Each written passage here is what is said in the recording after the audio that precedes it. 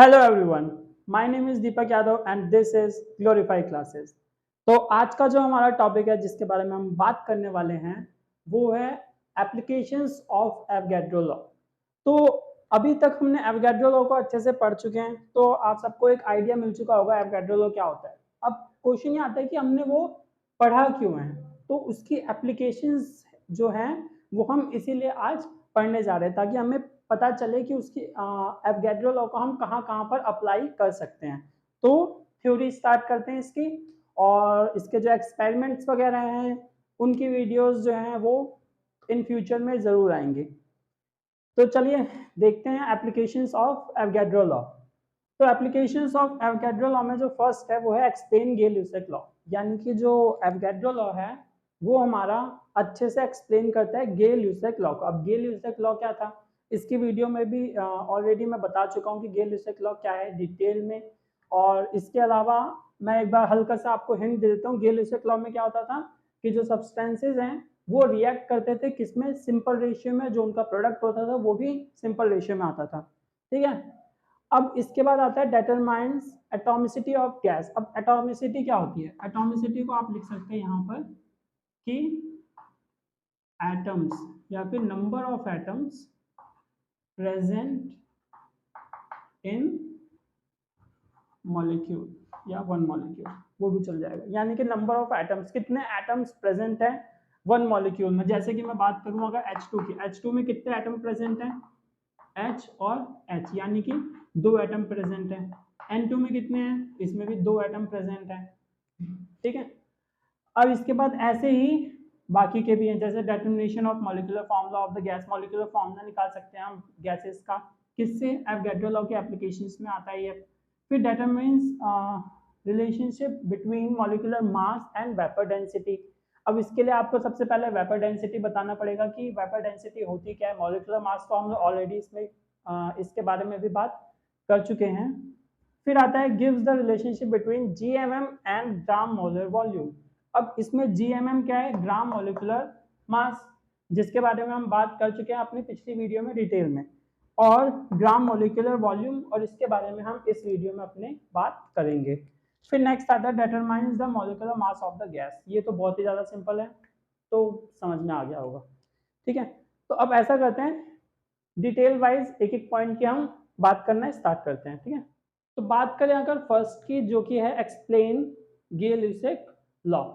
तो ये जो गे-लुसेक लॉ का एक्सप्लेन कर रहा है वो कैसे है, तो इसके लिए हम सबसे पहले जाएंगे एवोगैड्रो लॉ में। एवोगैड्रो लॉ क्या कहता था कि under same condition of temperature और प्रेशर, अगर टेम्परेचर और प्रेशर को इस रूम में मैं सेम कर दूं, ठीक है, उस पर क्या होगा कि अगर यहाँ पर मान लो ये मेरा हाथ है जो है हाइड्रोजन, और ये मेरा हाथ में है एक क्लोरीन, ठीक है। तो ये हाइड्रोजन है और ये क्लोरीन का मॉलिक्यूल मान लीजिए, दोनों मॉलिक्यूल, एटम नहीं है अभी, H2 और Cl2।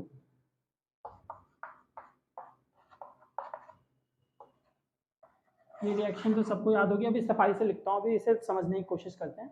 तो सेम हमने कंडीशन की प्रेशर और टेम्परेचर को, ये H2 है और ये Cl2 है। तो एवोगैड्रो लॉ ये कहता है कि under same condition volume of different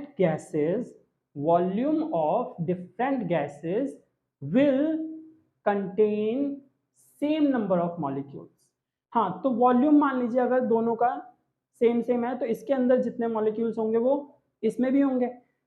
अब हम बात करें अगर गे-लुसेक लॉ की, तो गे-लुसेक लॉ क्या कहता था कि अगर कोई भी सब्सटेंस जो है वो रिएक्ट करता है सिंपल रेशियो में, या फिर मैं बोलूं एक सब्सटेंस जो है वो रिएक्ट कर रहा है बाय नंबर ऑफ मॉलिक्यूल्स या फिर वॉल्यूम में रिएक्ट करता है सिंपल रेशियो में, तो दूसरी साइड जब वो जाएगा हमारे प्रोडक्ट साइड में, रिएक्टेंट साइड से, अगर यहाँ पर वो सिंपल रेशियो बियर कर रहा है तो इस तरफ भी वो सिंपल रेशियो में ही आएगा। तो इनका जो रेशियो होगा वो क्या होगा, एक सिंपल रेशियो बनेगा, ठीक है। तो अगर मैं इसको रिएक्शन के थ्रू समझाने की कोशिश करूं आपको, तो कैसे होगा, H2 plus Cl2 gives 2HCl। तो अगर मैं गे-लुसेक की बात करूं तो गे-लुसेक क्या कहता है, इसके अंदर एक वॉल्यूम है, इसके अंदर भी एक वॉल्यूम है, और इसके अंदर कितने वॉल्यूम होंगे, दो वॉल्यूम। ये मेरा क्या कहता है, गे-लुसेक लॉ, राइट। अगर मैं कहूं कि इसके अंदर जो मॉलिक्यूल्स हैं वो कितने हैं, एक्स मॉलिक्यूल्स हैं, मान लो एक्स मॉलिक्यूल्स हैं, वैसे हैं कितने, मान लो मेरे को नहीं पता मेरे को, तो मैं कह सकता हूँ 6.02 × 10⁻23 मॉलिक्यूल्स तो होंगे। लेकिन अभी इस बड़े नंबर को मैंने क्या बना रखा है, एक्स बना रखा है। इसके अंदर भी मेरे कितने मॉलिक्यूल्स हैं, एक्स मॉलिक्यूल्स हैं, ठीक है।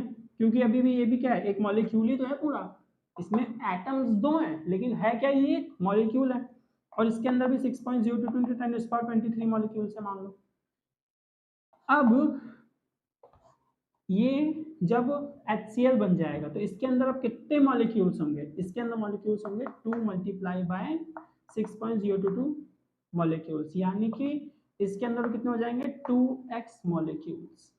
और ये मेरा क्या है, मॉलिक्यूल्स की टर्म में जब मैं ऐसे बोल रहा हूँ तो यही है मेरा एवोगैड्रो लॉ, यही है मेरा एवोगैड्रो लॉ।